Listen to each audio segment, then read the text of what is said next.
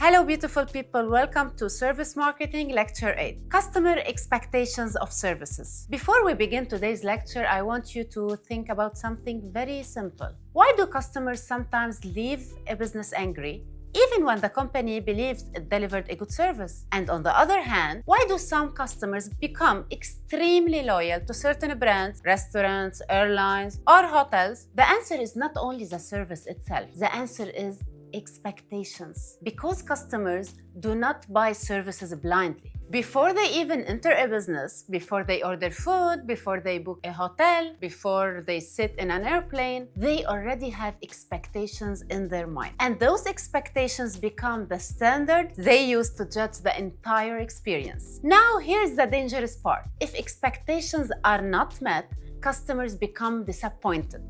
If expectations are exceeded, customers become loyal. And in today's world, one disappointed customer can post a negative review online that thousands of people will see within minutes. That's why understanding customer expectations is no longer an option. It's one of the most powerful competitive advantages any businesses can have. Let's begin. What are customer expectations? Customer expectations are the beliefs customers have about how a service should be delivered. In simple words, expectations are what customers think will happen before the service experience even begins. For example, when you enter a luxury hotel, you expect professionalism. When you order food online, you expect speed. When you visit a hospital, you expect care and attention. And when you pay a high price, you expect high quality. Now, here's something very important. Customers are not all the same. Different customers have different expectations, and some customers are very demanding. Others are more flexible. And businesses that fail to understand customer expectation usually struggle with customer satisfaction. Because no matter how hard a company works, if expectations are not met, customers may still feel disappointed. Think about this. If a customer expects poor service and receives average service, they may actually feel satisfied. But if a customer expects excellent service and receives average service, they will probably feel disappointed. So satisfaction is not only about performance. It's about the gap between expectation and reality. This is why successful companies work very hard to understand what customers expect before delivering the service. Now, let us discuss the factors that influence customer expectations. One of the factors is something called enduring service intensifiers. These are stable personal factors that make customers highly sensitive to service quality. In simple words, some people naturally expect excellent service all the time. For example, customers who are used to premium experiences may become very sensitive to delays, poor communication, or bad treatment. Now, these expectations are influenced by two important things. The first one is derived service expectations. This happens when one person's expectations are influenced by another person. For example, imagine your friend tells you this restaurant is the best restaurant in the city. Immediately, your expectations become very high. Or maybe social media influencers describe a hotel as luxurious and perfect. Now, the second influence is personal service philosophy. This refers to a customer's personal belief about what excellent service should look like. Some customers believe service should always be fast. Others believe service should be warm and friendly. Others expect perfection because they have experienced premium services before. So, personal experiences strongly shape future expectations. Another important factor is temporary service intensifiers. These are short-term situations that make customers more sensitive during a service experience. For example, if someone is sick at a hospital, late for a flight, stressed before an exam, or dealing with an emergency, their expectations becomes much higher. In those moments, customers want faster service, better communication, and more attention.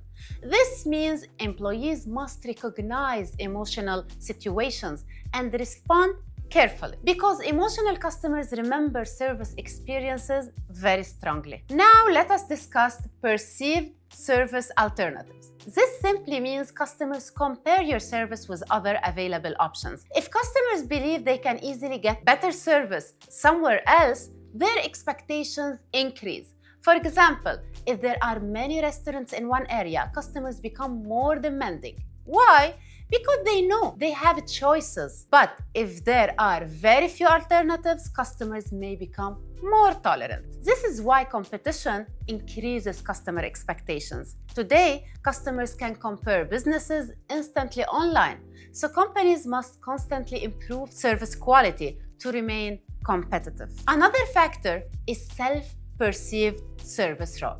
This refers to how much customers believe they influence the service process. In many services, customers are active participants. For example, students participate in lectures, patients explain symptoms to doctors, customers provide information during banking transactions, and passengers follow airport procedures. When customers believe their participation mattered, they often expect better service outcomes. But when customers fail to cooperate, service delivery can become difficult. So service quality is not only the responsibility of employees. Customers themselves also influence the service experience. Finally, there are situational factors. Situations beyond the control of the service provider that can affect service delivery. For example, bad weather, internal failures, traffic, or emergencies. Customers may sometimes understand these situations, but businesses must still communicate professionally because silence creates frustration. Even when companies cannot solve the problem immediately, good communication can reduce customer disappointment. Today, customer expectations are higher than ever before. Why? Because technology and social media have changed customer behavior. Customers now expect fast responses, personalized experiences, convenience, professionalism, and immediate solutions. People compare brands globally. A customer in Ghana may compare a local business with experiences from Dubai, London, or New York. Customer experience has become one of the strongest business advantages. Let us conclude today's lecture with one very important idea. In service marketing, customers do not simply evaluate what businesses give them. They evaluate whether the experience matches what they expected. And sometimes the smallest interaction can completely shape a customer's perception. A smile, a delay, a tone, a voice, a fast response, or even simply an apology. All these things influence whether customers leave satisfied or frustrated. Today, we learned that customer expectations are influenced by many factors, including personal experiences, word of mouth, social media, competition, emotions, and situational factors. And this is exactly why service marketing is so powerful, because services are not only about transactions, they are about emotions, experiences, relationships, and trust.